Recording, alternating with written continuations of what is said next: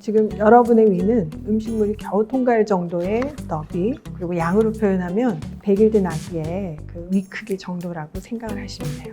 따라서 수술 후에 먹는 음식은 가느다란 그런 위를 잘 통과할 수 있는 크기와 양이어야 합니다.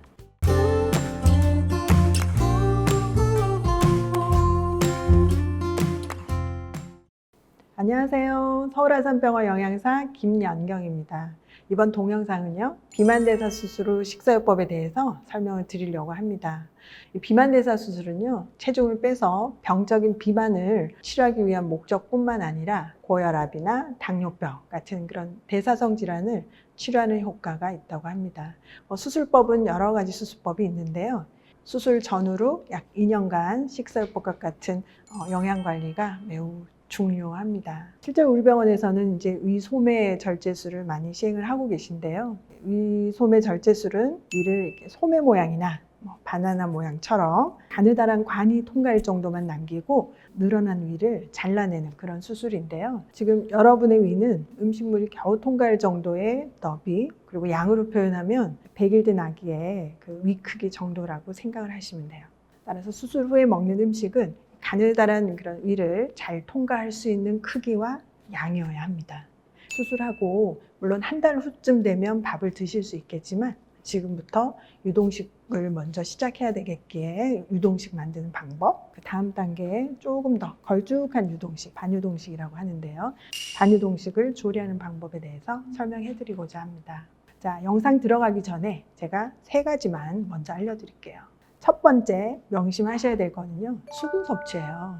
수술하시고 나면 음식을 얼마 못 먹을 뿐만 아니라 굉장히 체중 감소가 심해져서 탈수가 쉽게 오기가 쉽습니다. 그래서 수시로 물을 드셔서 탈수를 예방을 해주셔야 돼요. 이때 한 번에 벌컥벌컥 물을 마시는 것보다 조금씩 자주 드시는 것을 꼭 기억해 주세요. 두 번째 꼭 중요한 부분은요, 먹는 양과 횟수입니다. 한 번에 120cc 정도를 하루 6번 정도로 나누어서 자주 드시고요. 만약에 정해진 양 이상으로 너무 많이 드시면 음식물이 위에서 식도로 역류를 할 수 있다고 해요. 그래서 꼭 이 양을 지켜주시고요. 천천히 꼭 씹어주시는 거 잊지 마세요. 자, 마지막 3번째로 강조하고 싶은 거는요, 하루 열량, 즉 칼로리랑 단백질이에요. 수술 후에 하루에 저희가 700칼로리, 그리고 단백질은 80g을 꼭 드시라고 말씀을 드립니다. 우리 하루 6번씩 식사를 나누어 드시기로 했으니까 한 번에 120칼로리, 단백질은 약 13g을 드시면 하루 총 700칼로리, 80g 단백질이 채워지게 되죠. 근데 이제 이걸 어떻게 계산하느냐 힌트를 드리겠습니다. 자, 여기 제가 식품을 하나 가지고 나왔는데요. 두유입니다. 옆으로 이렇게 돌려보면요, 영양 정보라고 하는 이런 표가 보이실 거예요. 표 제일 윗부분에 진하게 KCAL이라고 적혀 있는데요. 이게 바로 칼로리예요. 칼로리에 190ml당 95칼로리다. 그런 얘기입니다. 여기 보면 단백질이 9g이라고 적혀 있어요. 두유는 190ml 요거 하나에 95칼로리에 단백질은 9g 들어있다. 자, 우리 한 번에 한 120cc 정도를 먹자고 약속을 했잖아요.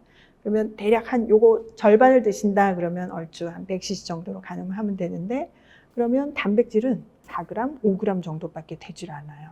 한 번에 13g을 먹어야 되는 단백질 양인데 4g밖에 못 먹는다. 나머지 9g 정도는 단백질 파우더를 여기에 타서 드셔야 됩니다.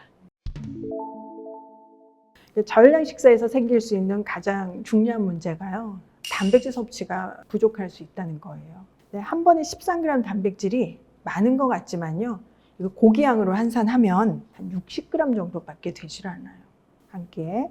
자, 60g을 제가 눈으로 보여드리면요, 대략 요 정도입니다. 요 정도를 하루 6번 드시는 거고요. 만약에 파우더를 섞지 않고 두유만 드신다면 고기 한 20g 정도, 요거의 한 3분의 1밖에 드시지를 않는 거예요. 이 정도 양이면은 뭐 우리 스테이크 한 조각 정도? 그 정도밖에 되지를 않거든요. 하루에 스테이크 6조각만 먹는다고 생각해 보세요. 너무 적은 양이죠? 이렇게 적게 먹으면 어떤 문제가 생기냐? 머리가 잘 빠집니다. 그리고 빈혈, 그리고 또 중요한 거는요, 근육 손실이 많이 된다고 합니다. 단백질이 근육을 만드는 재료인데 단백질 섭취가 충분하지 않고 게다가 칼로리까지도 부족하니까 우리 몸에 가지고 있던 근육이 빨리 빠져나가는 거예요. 삶의 질이 좀 떨어지겠죠, 그죠? 그래서 단백질 파우더는 번거로우시지만 특히 초기에 두유나 이런 액상 음식을 드실 때는 꼭 파우더를 타서 드시기 바랍니다. 질문을 해석을 하면요. 선생님, 생고기 대신에 양념고기 먹어도 돼요? 하는 질문이랑 비슷하다고 생각하시면 됩니다. 고기를 전혀 안 먹는 것보다는 양념된 고기를 좋아하면 먹는 게 낫다라는 표현인데요. 여러분들 단맛에 많이 익숙해져 있고 이 대사질환의 원인일 가능성이 좀 높지 않습니까? 그래서 가능하면 입에서 이렇게 단맛을 좀 빨리 잊어버리시는 게 좋으셔요. 정 드시기가 힘드시다면 그런 거를 차선으로는 선택해 볼 수가 있겠습니다. 자, 그러면 바로 영상을 보면서 물처럼 흐르는 유동식과 조금 더 걸쭉한 형태의 반유동식을 어떻게 조리해서 드시는지 한번 보시겠습니다.